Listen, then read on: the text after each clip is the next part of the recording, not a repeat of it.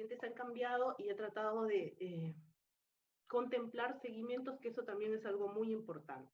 Empezamos. Nosotros sabemos que la radiología es esencial para determinar la presencia, extensión de la enfermedad, va a incluir lo que es el diagnóstico, el planeamiento, y algo muy importante que es el monitoreo, la eficacia y el control de tratamiento, ¿no? Todo esto aunado a un criterio clínico minucioso, detallado. En pediatría, el odontólogo pediatra es, como dice el doctor Hugo, el médico internista del niño, ¿no? Y nosotros tenemos que estar totalmente capacitados y enfocados en dar la información ideal, ¿no? Para que todo ayude y colabore al diagnóstico. Entonces empiezo esta presentación con este artículo que me parece interesante porque evaluó las tomas panorámicas en una visita inicial a un departamento de pediatría, ¿no? Si bien la queja o el motivo de consulta eran la examinación dental, ¿no? O las lesiones de caries, en las evaluaciones de las radiografías panorámicas se encontraron lesiones tumorales odontogénicas y también quísticas odontogénicas. Se evaluaron más de 1000 pacientes en un rango de edad de 2 a 14 años, y como conclusión del estudio, ¿no? Nos dice que el tratamiento temprano podría evitar deformidades maxilofaciales y complicaciones adicionales, ¿no? Y eso es algo muy importante. En los pacientes niños, muchas veces los hallazgos imagenológicos son los procesos patológicos, porque la mayoría de lesiones en niños son asintomáticas, ¿no? Entonces, nosotros cuando evaluamos podemos tener lesiones de los maxilares, variantes anatómicas y anomalías del desarrollo. Dentro de lesiones de los maxilares, nosotros vamos a determinar lesiones benignas, malignas y procesos infecciosos. Y esto es lo que yo voy a relatar en estos minutos que voy a conversar con ustedes. Esta es la extensa lista de la clasificación de tumores de cabeza y cuello, ¿no? Esta es la editada del 2016. Bastante amplio sobre el diagnóstico en base a la histopatología, ¿no? Tenemos lesiones tumorales benignas, de origen odontogénico, no odontogénico, quísticas, odontogénicas, no odontogénicas, lesiones malignas, lesiones de tipo fibroóseas, ¿no? Lesiones de células gigantes, están todas clasificadas. Gracias a Dios, las lesiones en niños no son muy frecuentes, y dentro de ellas hay una muchísima mayor frecuencia por los procesos benignos, ¿no? Y lo voy a desarrollar con la literatura que he traído para compartir ahora. Muy bien, este caso es un caso ya algo antiguo, pero bastante bonito, ¿no? Porque nos permite aprender y enseñar mucho. Este es un caso del doctor Hugo, ya tiene un tiempo, ¿no? Y siempre lo guardo porque es algo interesante. Primero, que es un tumor mixto, que tumores mixtos son algo raros de observar, de encontrar. Y segundo, porque a la consulta, tanto clínica y radiológica, nos va a llegar dos tipos de pacientes. Un paciente con características clínicas, ¿no? En este niño podemos observar un aumento de volumen en la carita hacia el lado izquierdo, características clínicas evidentes, ¿no? Y que de seguro, muchas veces, y es lo normal también, ¿no? Caras hinchadas se pueden asociar a procesos infecciosos, ¿cierto? Inclusive a los dentistas las caricaturas clásicas son del hombre con la cara hinchada y con el dolor de dientes. Pero aquí los datos clínicos son muy contributorios, por eso siempre digo, tenemos que tener un detalle clínico bastante contributorio. El niño llega con la cara hinchada, no presenta fiebre, no presenta aumento de temperatura en la zona, no presenta dolor. El crecimiento ha sido progresivo, lento. No le duele absolutamente nada. Ante la imagen radiográfica, lo que nosotros tenemos ahí es un estudio completo, una vista panorámica parcial, una vista póstero-anterior, en la cual evaluamos que existe y se evidencia una expansión de tablas óseas. También lo verificamos en la oclusal posterior, a nivel de ángulo mandibular, y el detalle fino de lo que sucede dentro de esa lesión, hablando de radiotransparencia o radiolucidez, nos da la periapical. Entonces, ¿qué es lo que podemos decir? Tenemos una lesión expansiva, miren cómo ha desplazado el borde anterior de rama ascendente, bastante extensa porque está hasta la apófisis coronoides, en proximidad de la escotadura sigmoidea, y que desplaza bastante las tablas óseas. Es por eso ese hinchazón, ¿no? O ese crecimiento que se ve clínicamente, ¿no? Y vemos que su contenido es mixto. Entonces, es que tiene ahí un contenido que se está calcificando. Ese es un caso muy bonito y que nos indica que no todo es infección dental, que de acuerdo a las características clínicas, que no hay dolor, que no hay aumento de temperatura y que hay un crecimiento prácticamente asintomático para el paciente, o sea, perdón, sin dolor, pero sí se observa el crecimiento, y que radiográficamente yo tengo unos bordes definidos, una imagen mixta, me determina como un macrodiagnóstico que esto no es una infección, sino es una lesión tumoral benigna. Este caso se trata de un fibrodontoma meloblástico, ¿no? Una lesión poco frecuente, pero sí acorde a la edad. Esto lo encontramos en pacientes niños o jóvenes, ¿no? Y es una imagen muy, muy bonita, como diríamos casi de libro, ¿no? Este es otro caso, y les decía, puede llegar un niño con hinchazón de la cara o dolor, infección, o como el caso que he presentado, hinchazón de la cara y no dolor, yo ya debo estar pensando en otro proceso patológico, en el caso anterior fue un tumor, y en este caso nosotros observamos un niño que viene sin dolor. Miren, este niño sonriente, tranquilo, esto también nos lleva a la consulta, y no por eso deja de tener un estudio radiográfico pertinente, ¿no? Ese es el caso del doctor Leopoldo Meneses, que me compartió parte de las imágenes clínicas. Miren, en las pistas frontales y oclusal inferior no nos llama nada la atención, tiene un paciente con un buen estado general de las piezas dentarias, vemos ahí que ha tenido la exfoliación del canino deciduo inferior, ¿no? Y no observamos nada extraño, pero necesita un estudio radiológico, claro que lo va a necesitar. Esta es la radiografía del niño, ¿no? Y lo primero que tenemos que hacer con una radiografía, ¿no? Siempre me decían mis profesores, Hani, usted tiene que contar los dientes, ¿no? Tenemos que ver si le faltan dientes, si le sobran dientes, si de alguna manera hay un desorden en la secuencia de erupción. Entonces hacemos eso, ¿no? Vemos un paciente, tengo los terceros molares en evolución intraósea, premolares, y hay algo ya que me llama la atención, ¿no? Otra cosa que me enseñaron es, fíjese usted en que haya una concordancia del lado derecho al lado izquierdo.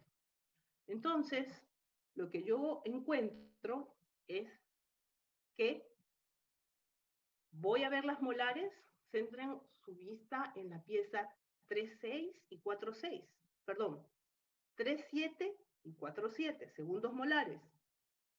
Y miren, mientras la pieza 4,7, la corona la tenemos próxima a la cima del reborde alveolar, en la pieza 3,7 yo la veo más inferior. Y adyacente a la corona yo noto una zona radiolúcida. Algo ahí está pasando. Igual sucede con los caninos inferiores. El canino inferior ya está con la cúspide casi sobre cima del reborde alveolar y el canino del lado izquierdo no. Y superior a esta tengo una imagen radiopaca que pudiera ser, tiene un aspecto de un diente supernumerario o de un odontoma, ¿no? Tendría que verificar la parte fina periapical. Hacemos una ampliación del estudio radiológico. Nosotros como radiólogos siempre hablamos no de una radiografía, sino de un estudio per se, ¿no? Un estudio que necesitamos más de una proyección, porque ahí me indica la panorámica que yo tengo una imagen radiolúcida en probable asociación a la corona, pero la radiografía periapical me confirma que sí guarda relación directa con la corona, o muy próxima a esta, y que está ocasionando en la vista oclusal, tomada con una periapical y con mucha colaboración del paciente, porque es una zona posterior, que existe un ligero desplazamiento de la tabla lingual y adelgazamiento de la misma, ¿no? Entonces, esto me indica, yo tengo una imagen radiolúcida en asociación a un diente, de límites definidos, y vamos a ver qué es lo que puede ser. Ya podemos tener, de repente, probabilidades diagnósticas, de repente alguna lesión de tipo quística, ¿no? Y lo interesante es que este paciente, yo recuerdo este paciente lo vimos en la universidad, yo lo vi, la situación actual, por decirlo así, es la panorámica que está demarcada en amarillo, pero se busca el registro del paciente. Y nosotros tenemos el registro de la radiografía que está en la parte superior. Y mire, esto fue tomado un año antes, o año y medio antes, ¿no? Y no observamos nada. Nuevamente contamos piezas dentarias completas. Nuevamente seguimos la secuencia de erupción, tanto el lado derecho como izquierdo están a la par. Entonces, la radiografía es la imagen del paciente en ese momento.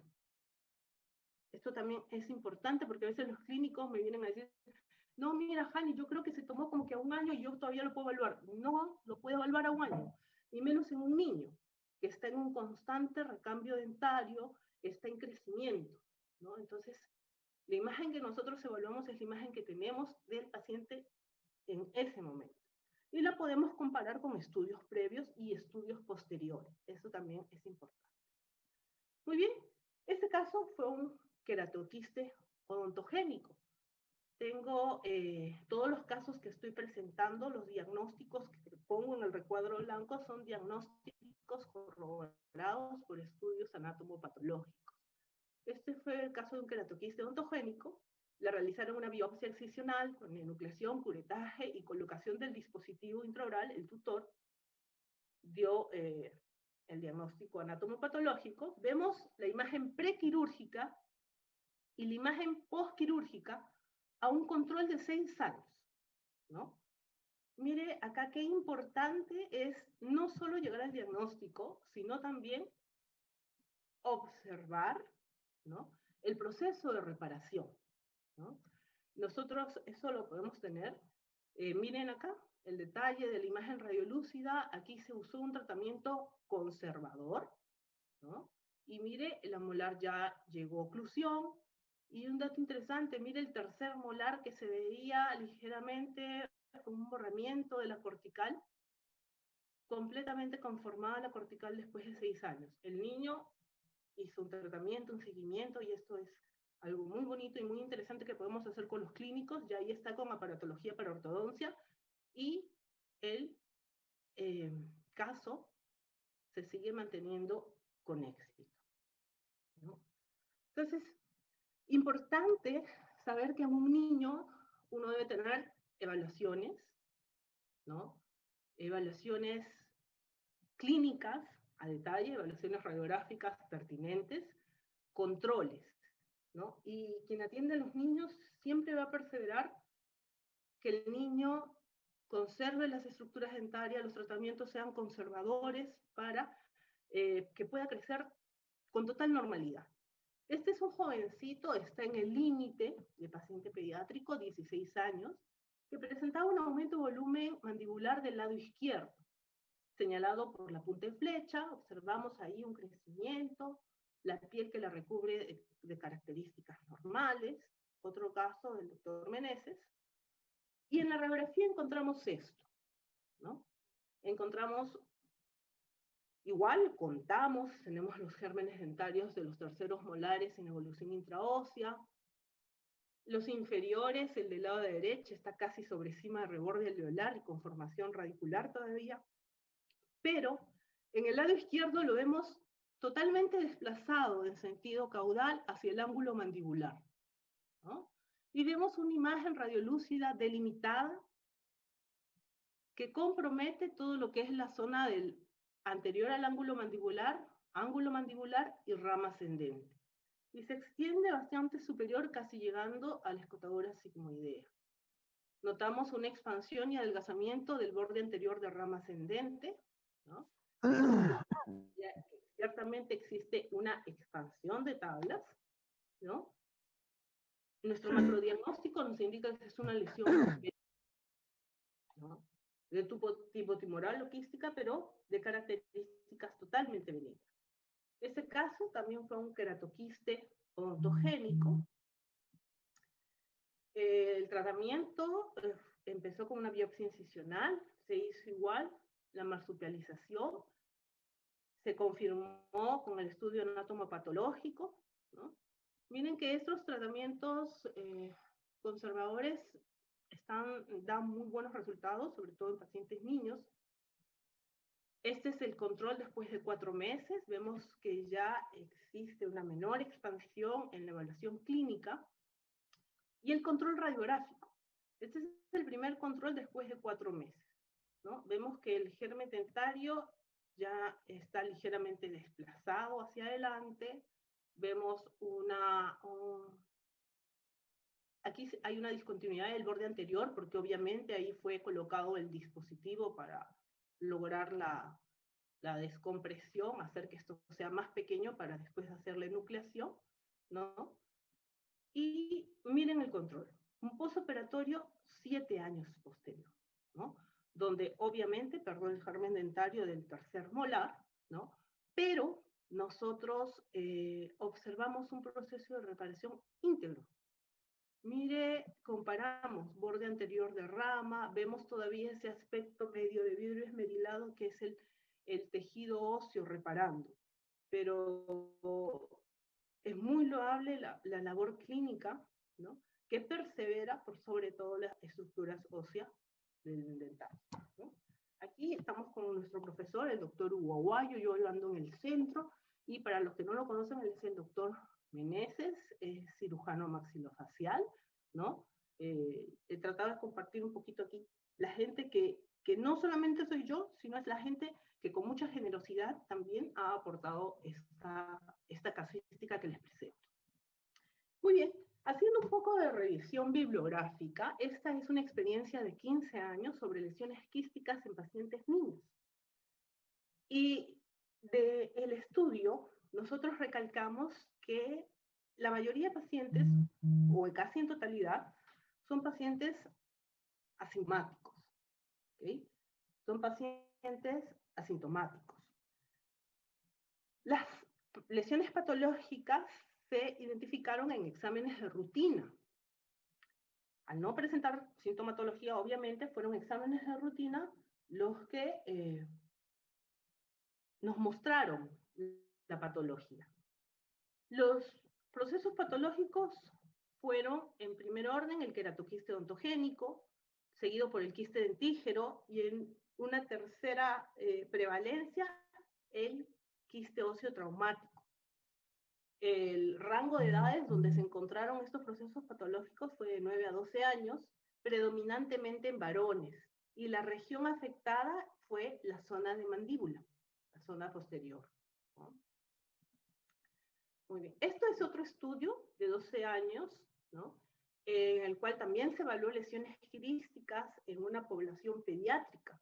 Y nuevamente, para corroborar, siempre revisamos literatura y verificamos las valencias. En este caso, lo que más se encontró con mayor frecuencia fueron los quistes dentígeros, seguidos de los quistes radiculares.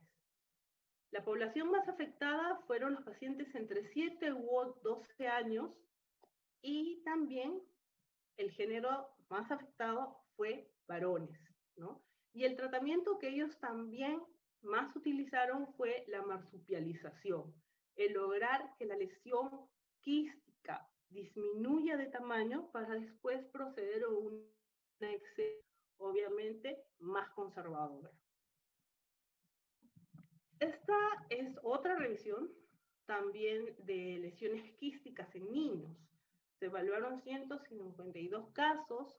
En resumen, también nos indica que existe una ligera predilección por varones, una edad promedio de 10 a 14 años, igual en la región posterior de la mandíbula.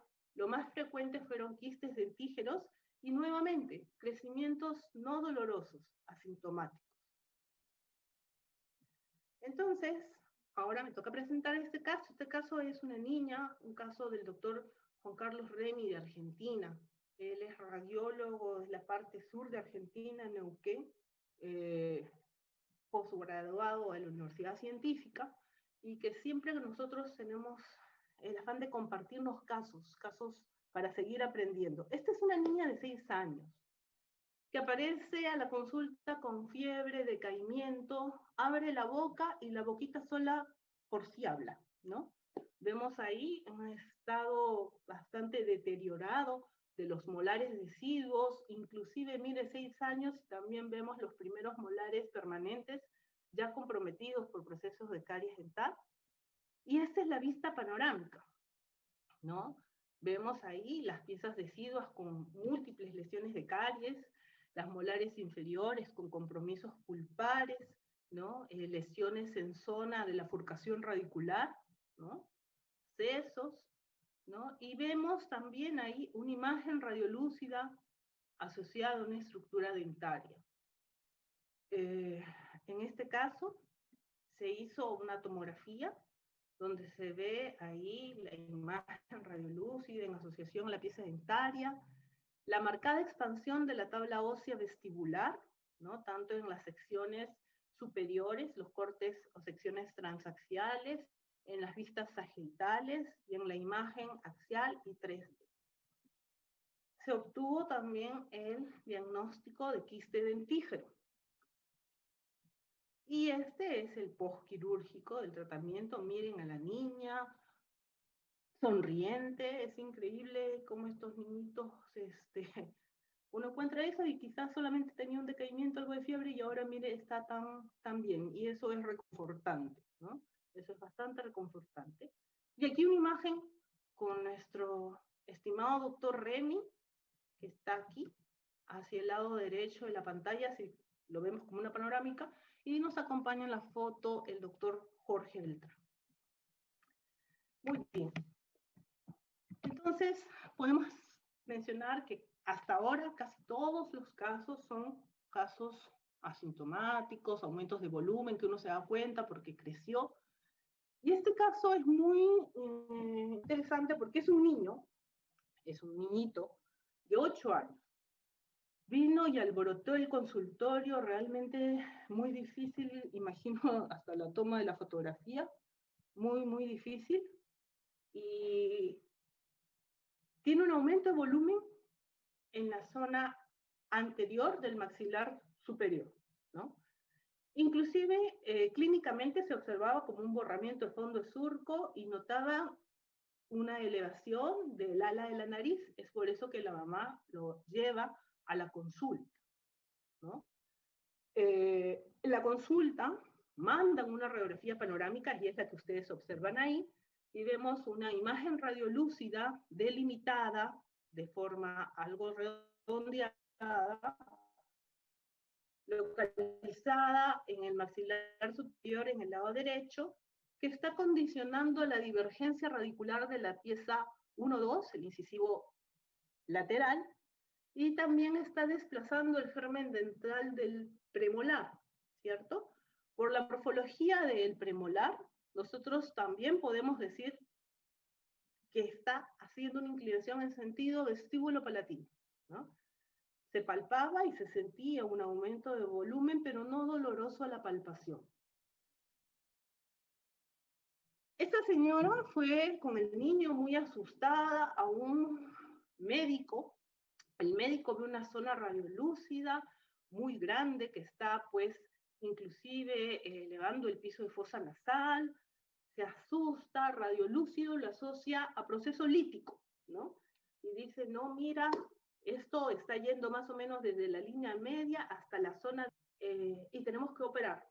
Y esto muy probablemente va a hacer que tengamos que sacar esa sección de la maxila para poder enviar la patología, que mira, el canino mira qué alto está si lo comparas con el del otro lado. Entonces vino bastante preocupada y bastante asustada la señora. Felizmente pide una segunda opinión. Le hicimos el estudio panorámico y también el estudio por tomografía con BIM, ¿no? Aquí la imagen panorámica quizás es más limpia, ¿no? Podemos observar que en efecto el canino estaba bastante superior en proximidad de la fosa nasal, ¿no? Podemos observar el desplazamiento del premolar. Miren, la imagen axial había expandido y adelgazado notablemente la tabla vestibular, ¿no? Y en las secciones transaxiales a este nivel, mire cómo está. La expansión no solo de la tabla vestibular, sino también de la tabla palatina, la proximidad al piso de fosa nasal y también hacia el piso de seno maxilar, ¿no? Pareciera que erosiona parcialmente el piso de fosa nasal. Mire el canino totalmente elevado. La pieza 1-2, que está graficada en el último recuadro, se ve parcialmente, no porque exista reabsorción radicular, sino que como está inclinada la pieza dentaria, en este corte se ve parcialmente la corona y la raíz, ¿no? Eso es importante mencionar. Este caso fue un caso de un quiste dentígero. Un quiste dentígero, ¿no? Que sabemos que no tiene ningún comportamiento agresivo ni recurrente, ¿no? Entonces es importante clínica, radiografía y estudio anatomopatológico porque eso va a determinar qué tratamiento a seguir. Y ya le hemos dicho, en niños tenemos que ser o tratar de ser conservadores. Esa es parte de la escuela que nosotros tenemos acá y que los resultados van a ver se han llevado bastante muy bien, ¿no? Mire esa imagen tan extensa, una mamá muy preocupada, es una situación que a nadie le gustaría estar en ella. Entonces se decide el cirujano por una marsupialización. Controles. El prequirúrgico en el lado derecho, ¿no? Se ha hecho un amplio y un postoperatorio a los 5 meses. Mire que, ¿qué observamos? Se observa mucho mejor la pared lateromedial del maxilar y que el canino definitivamente ha descendido si lo comparamos con el prequirúrgico. Controles a un año prácticamente entre uno y otro, ¿no? Nosotros tenemos ahí, nuevamente, miren, esta lesión grande, expansiva, que erosiona tabla vestibular y palatina, que erosiona parcialmente o eleva el piso de seno maxilar, adelgaza el piso de fosa nasal, lleva el canino bastante superior. Miren la zona anterior, ahí está el crecimiento parcialmente erosionado. Prácticamente un año y meses más, ya notamos que existe ya la tabla conservada, tanto palatina como vestibular, ¿no? Y al control de un año ya observamos casi morfología normal. Miren acá, un estudio comparativo y podemos observar cómo es que el canino que estaba tan superior llega a descender. El niño siguió un tratamiento conservador para quiste, ¿no? Y posterior a ello ya viene el tratamiento de ortodoncia, ¿no?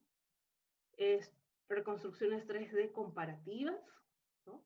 Comparativas, saben cómo ha logrado descender el canino, cómo ya se ubicó en oclusión, cómo ya está con el tratamiento de ortodoncia. Postoperatorio a los 10 meses, ustedes ven aquí en el fondo de surco el tutor o dispositivo intraoral, ¿no? Y 2 años.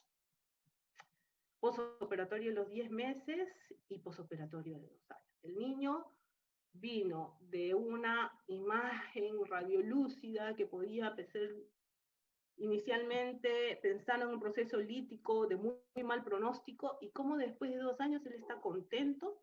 Otra imagen de nuestros pacientes pediátricos siempre sonrientes, ¿no?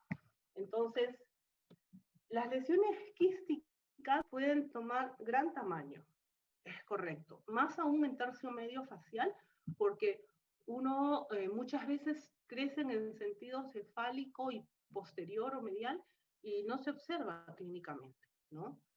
Y en algunos casos ya crece muchísimo. Este es un caso del doctor Francisco Penela de Venezuela. Él es radiólogo formado aquí en Cayetano Heredia y ahora hace radiología en Venezuela. Es un amigo que nos comparte también su casuística. Este es un jovencito de 12 años que viene por un aumento muy marcado en la zona geniana del lado derecho. Aquí sí importante fue descubrir los ojitos para que ustedes puedan ver el plano bipupilar que está alterado. Vemos un crecimiento, no hay una equidad del plano bipupilar y vemos un crecimiento muy marcado en la carita del lado derecho. Esto es el trabajo del doctor Francisco Penela, ¿no? Las vistas axiales, miren el crecimiento de esta lesión en proximidad, que condiciona la elevación del piso de órbita, ¿no? Miren dónde se aloja el germen dentario, está bien cefálica y bien posterior, reconstrucciones tridimensionales. El diagnóstico también fue un quiste dentígeno, ¿no? Entonces, la literatura que nos decía en los artículos iniciales que eran asintomáticos, que eran hallazgos, pero que era muy pertinente, creo que fue el primer artículo, que era muy pertinente tratarlos a tiempo para evitar deformidades y complicaciones como en este paciente que acabo de presentar. Muy bien, agradezco a los doctores Penela, Francisco Penela e Ilamar Penela, ambos radiólogos maxilofaciales, también egresados de la Universidad Cayetano Heredia. Ahí estoy compartiendo con ellos, esa es parte del campus universitario. Muy bien, este es un niño de 6 años. Miren, no tiene una fase de dolor, viene por un aumento de volumen en la zona mandibular del lado derecho. Las fotografías intraorales nos muestran una salud oral bastante conservada. Existen lesiones cariosas amplias, nada que nos llame mucho la atención, pero sí existe un aumento de volumen pequeño hacia el lado derecho, que vamos a observarlo, las características radiográficas. Nuevamente las vistas de frente, lateral derecha, lateral izquierda, no observamos caries, no observamos nada, fístulas, abscesos, absolutamente nada de eso, ¿no? Entonces esto no es el clásico hinchazón por infección dentaria. Y en radiografía panorámica, nuevamente, lo que tenemos que hacer es contar las piezas dentarias, verificar que la secuencia de erupción se mantenga al lado derecho, izquierdo, superior e inferior. Ahí vamos muy bien. Pero ¿qué nos llama la atención? Nos llama la atención una zona radiolúcida en zona de bifurcación de las molares, ¿no? Y que se observa en la vista oclusal como una expansión de la tabla ósea vestibular. Se hace una reconstrucción tridimensional, una evaluación tridimensional, perdón, y observamos lo mismo, ¿no? Una zona radiolúcida hacia la zona vestibular con compromiso de la tabla ósea vestibular. El diagnóstico fue quiste de la bifurcación bucal, perdón, o quiste bucal mandibular infectado. Este artículo nos relata las lesiones odontogénicas quísticas en pacientes pediátricos, la mayoría de origen inflamatorio, tenemos los quistes periapicales y el quiste de la bifurcación bucal. Se da entre primer molar y segundo molar, se observa clínicamente como una hinchazón bucal de tejidos blandos, puede ocasionar un retardo en la erupción o una alteración. Muchas veces se encuentra una bolsa periodontal en esa área y radiográficamente se va a observar como una imagen radiolúcida hacia vestibular con expansión de la tabla ósea hacia vestibular. Entonces, Este es otro caso, pero este es algo más clásico. Seguramente nosotros vemos, miren, el niño sonriente, pero es aquel niño que está con un diente grande y otro pequeñito, ¿no? Y el motivo de la consulta, mire, es que no le sale el diente a mi hijo. 9 años, pacientito varón, con docencia clínica de la pieza 2.1. Vemos, miren las fotografías, todo apariencia normal, pero persistencia en boca del diente deciduo. Si yo tengo persistencia en boca del diente deciduo, yo tengo que corroborar que no exista una agenesia del diente deciduo. Radiografías en ese es un caso antiguo, miren, con la periapical que nos muestra a detalle la persistencia del deciduo, aquí pequeñito, superior a esta, una masa de múltiples dentículos circundada por un halo radiolúcido, y superior a esta, el diente permanente, ¿no? Aquí 3 tomas porque se hacía en aquella época un desplazamiento de cono para observar una localización exacta, que también se corroboraba, recuerdo como protocolo con el doctor Aguayo, se corroboraba con una lateral estricta, ¿no? Y perfectamente graficaba, aquí, donde lo estoy marcando, si es que logran verlo, una proximidad de este odontoma hacia vestibular con una expansión de la tabla vestibular. Y tenía el diente, sí lo tenía, superior al odontoma. Odontoma, tumor odontogénico más frecuente, clásico en niños cuando no erupciona una pieza dentaria. Cuando está conformada por múltiples dentículos, odontoma compuesto. Este es un paciente de 8. Le quedan 10 minutos. Perfecto. Gracias por avisarme, Jean-Pierre. Vamos aligerando el paso. Este es un niño de 8 años que viene por la secuencia de erupción porque no le sale la molar deciduo. En la panorámica ya me evidencia una imagen radiopaca de densidad dentaria que condiciona la impactación del molar. Y se le hace tomografía, no tanto por el diagnóstico, sino para saber la relación con las estructuras adyacentes. Vemos la relación de la molar con el seno maxilar y de esa masa radiopaca, que en este caso se trató de un odontoma complejo, de mayor frecuencia en la zona posterior.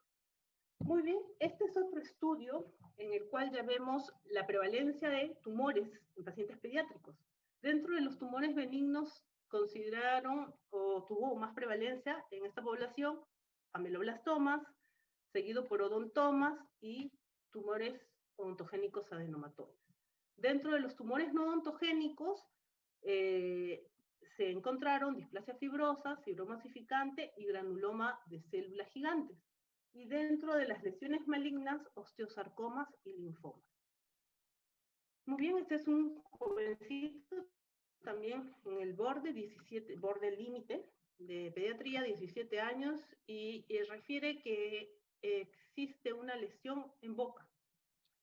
¿No? Clínicamente vemos ahí salud oral conservada, clínicamente la lesión en boca, y la inclinación hacia el lingual de los molares del lado derecho. Radiográficamente observamos una imagen radiolúcida que compromete parte del cuerpo, ángulo y rama ascendente. Se va muy, muy superior hacia casi el cóndilo y deformación de la escotadura sigmoidea y apófisis coronoide.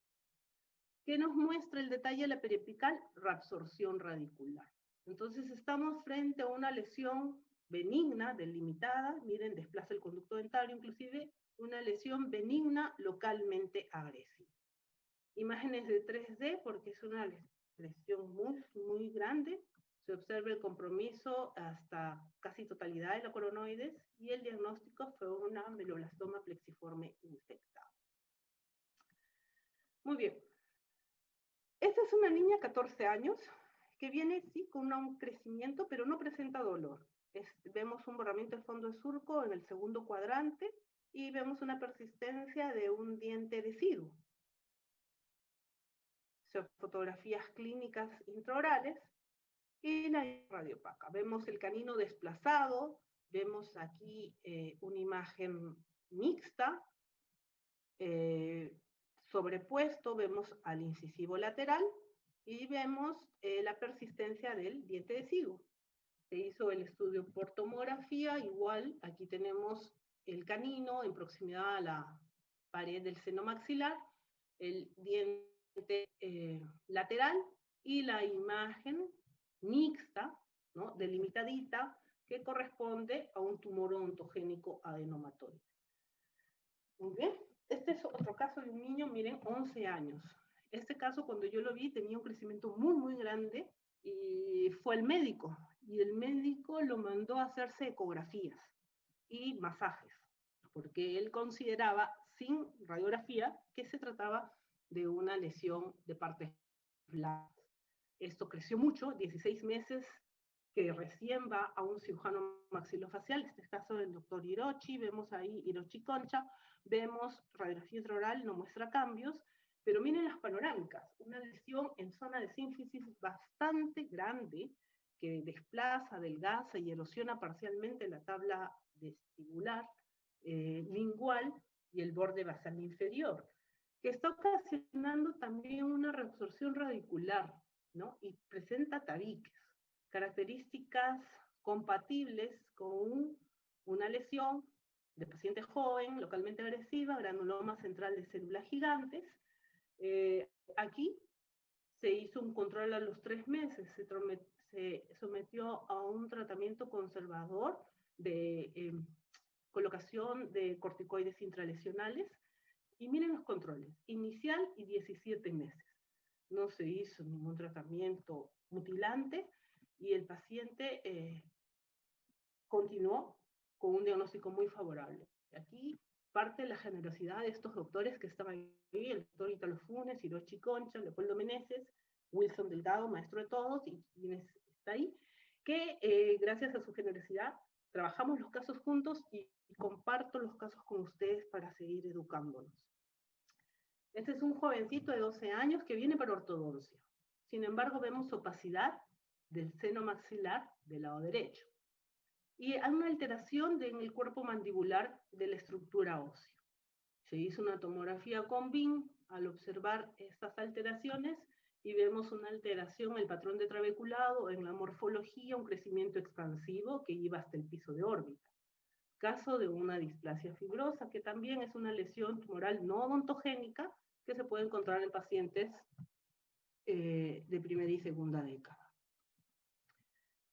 Este es un niñito 5 años. ¿Y qué nos llama la atención? Igual contamos los dientes, todo, y vemos desplazados algunos gérmenes de las molares y imágenes radiolúcidas múltiples, multicuadrante.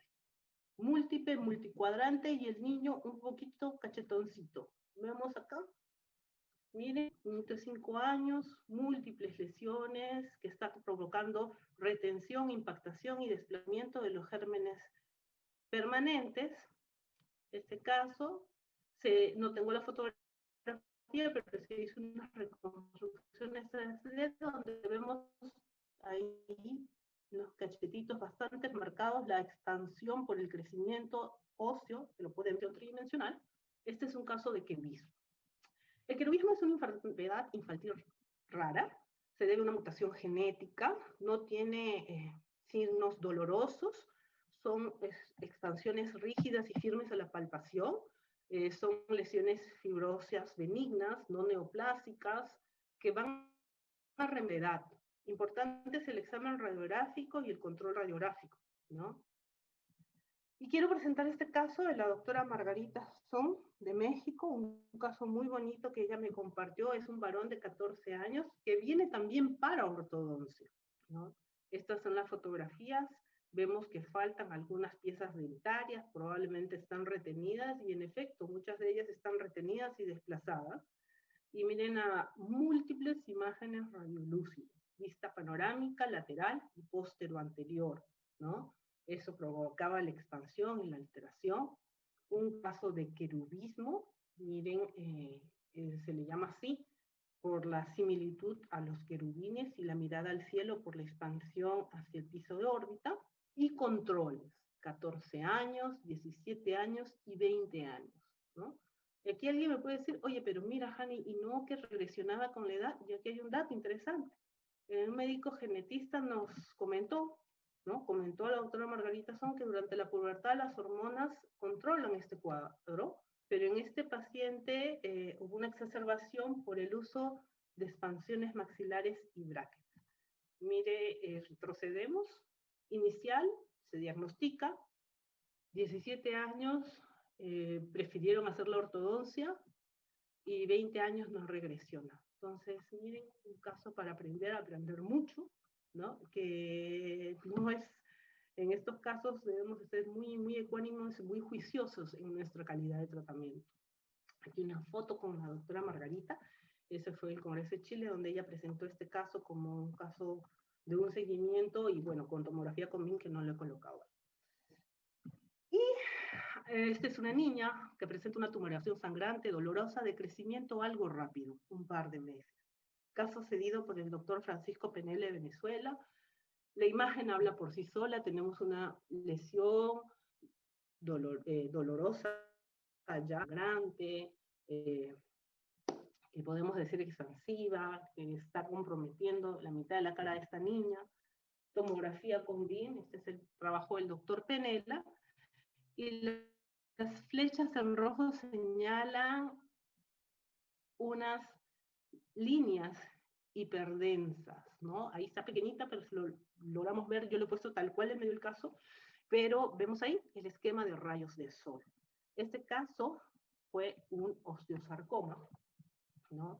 Y fue tratado con una resección parcial de la maxila. Y ahí está el control postoperatorio. Ahora, yo te voy a pedir, Jean-Pierre, ya casi estamos a minutos, te voy a pedir unos 10 minutitos más para poder terminar, por favor. Muy bien, este es un niñito, varón, 11 años, derivado al hospital por una infección severa en la mandíbula, una osteomelitis, ¿no? Inicio brusco, curso progresivo. Antecedentes, a él le hicieron exodoncia pensando que era una infección dental, ¿no? Una osteomelitis, y como antecedente tenía una transfusión de sangre a los 5 años. Tenemos una tumoración bastante amplia, grande, ¿no?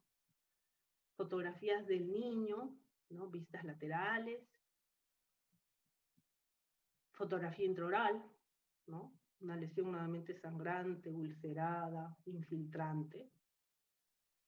Radiografía inicial. Vemos una imagen radiolúcida en proximidad a la cima del reborde alveolar que está provocando la pérdida total del sopocio del premolar, ¿no? Vemos que también tiende hacia la zona de bifurcación del molar. Control el mes siguiente, perdió la pieza dentaria porque había movilidad. Seguimos viendo el patrón radiolúcido difuso. Control a los 2 meses, mire que ahora ya está yendo casi hacia línea media. Control a los 7 meses, ya existe una pérdida muy grande de lo que de lo que es el cuerpo mandibular, con una fractura patológica y un desplazamiento de segmentos. Y esto es la historia, ¿no? La historia de un proceso lítico que se presumió una osteomielitis, pero no había un factor agravante de osteomielitis, y sin embargo este paciente no tenía continuidad. Al final el diagnóstico fue un paciente VIH positivo y un linfoma no Hodgkin mandibular. En la población pediátrica existe riesgo a desarrollar linfomas no Hodgkin cuando incluyen un inmunosupresor. En este caso, el cuadro de VIH positivo también puede estar en pacientes bajo tratamientos inmunosupresores, receptores de órganos. Los linfomas no Hodgkin son más frecuentes que los Hodgkin y se da en pacientes por debajo de los 10 años de edad. Muy bien, ya casi para terminar, he empezado con las lesiones benignas, quísticas, tumorales malignas, y ahora vamos a hablar de algo de que es relativamente frecuente, que es el caso de la infección dental. La patología inflamatoria es de múltiples causas, puede causar una condición aguda o crónica, pero algo muy importante que cuando ya decimos osteomielitis nos estamos refiriendo a que la infección ya no solamente se localiza, sino que se disemina y que puede afectar lo que es partes adyacentes como el periósteo, que es una característica importante en niños. Este es un caso del doctor Aguay, una niña de 8 años de edad con un aumento de volumen de consistencia dura, ¿no? Señalado por la flecha, dependiente de la tabla ósea vestibular. En la imagen periapical, notamos un primer molar con una caries extensa, con una lesión periapical, probablemente un absceso y un aumento de la densidad circundante. Ahora nos llama la atención que en el borde basal notamos unas líneas radiopacas que nos sugieren un crecimiento laminar de hueso. Corroboramos con la vista radiológica oclusal, radiografía oclusal, y vemos ese crecimiento de capas de cebolla, una característica que se observa y que la determina en la literatura como osteomielitis de Barrett, ¿no?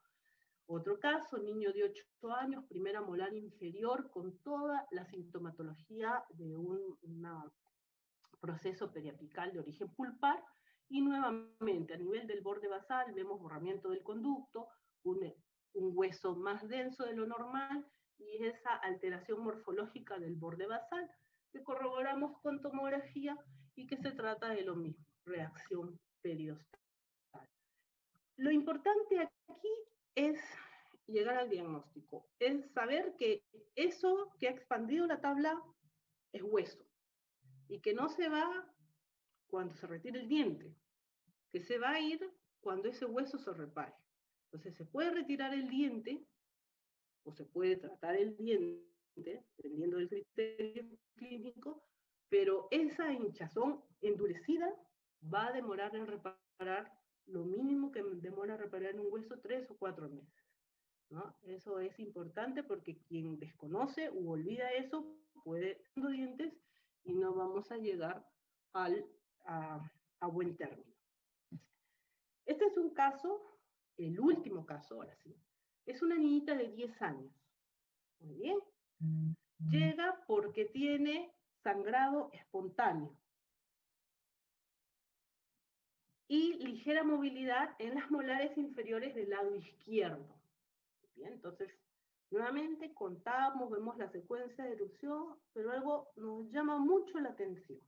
El hueso en la zona del cuerpo mandibular y rama ascendente es diferente si lo comparamos con el del lado derecho. Si usted logra ver el segundo molar deciduo, es decir, la pieza 7,5, tiene un defecto marcado hacia distal. Las raíces de la primera molar permanente difieren a la contralateral del lado derecho. No observamos cortical del conducto dentario, ¿no? Tenemos una alteración y un desplazamiento del germen dentario del segundo molar. Se hace un estudio por tomografía y vemos una lesión, una alteración, patrón de hueso, y que va inclusive a rama ascendente. Reconstrucciones sagitales, cortes sagitales y reconstrucción 3D. Este caso fue un caso de un hemangioma intraóseo. Las características clínicas son sangrado espontáneo. Algunas veces no van a presentar características clínicas y pueden ser hallazgos radiográficos. Y ahí hay que tener mucho cuidado porque si no tomamos detalle en observar el trabeculado y las características mencionadas, podría pasar desapercibido. Y lamentablemente estos son lesiones benignas, pero que son lesiones tumorales por proliferación de vasos sanguíneos. Y aquí el sangrado puede ser muy profuso si no se toman las consideraciones especiales. El tratamiento muchas veces es la embolización y la resección, que este fue el caso, los controles de la paciente, y donde vemos, ¿no?, si comparamos la radiografía de inicio con la final, ya una ganancia de estructura ósea, ¿no? Entonces, vemos que anda reparando ya bastante bien. Como conclusiones, yo puedo indicarles que la evaluación clínica debe ser siempre minuciosa y que la evaluación clínica va a determinar el estudio por imágenes. Pero todo paciente necesita un estudio por imágenes porque muchos de estos casos son hallazgos radiográficos. Muchos de estos casos la patología no llega grande a la consulta, puede llegar pequeñita, pero no debe de pasar desapercibida. Siempre debemos de considerar la accesibilidad, costo y beneficio de los exámenes auxiliares, más aún en niños, porque tenemos el tema de riesgo-beneficio en lo que es radiación. Las lesiones tumorales y neoplasias malignas son mucho menos frecuentes que los adultos. Y dentro de las lesiones odontogénicas, las más frecuentes son el odontoma y el quiste dentil.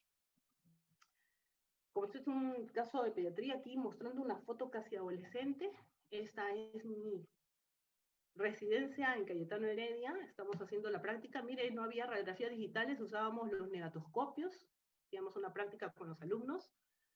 Y están de derecha a izquierda mis compañeros de promoción, la doctora Miluska, tímidamente yo detrás de ella, el doctor Jorge Beltrán con chaqueta blanca, el doctor Leopoldo Meneses con la chaqueta celeste, el doctor Andrés Agurto, quien también fue mi docente, y el doctor Luchito Díaz, ¿no? Nosotros siempre decíamos, teníamos el ABC de la radiología, Agurto, Beltrán y Calderón. Y gratamente el año pasado tuvimos un control a los 15 años de egresados. Ahí tenemos al doctor Luis Díaz, la doctora Miluska, el doctor Wilson que nos acompañó. Coincidentemente participamos del Congreso de Radiología en Argentina, en la ciudad de Salta, y fue para mí muy grato poder reencontrarme con ellos y hacer esa foto de recuerdos 15 años posterior a nuestro egreso de la residencia. Y como foto final agradecerles la invitación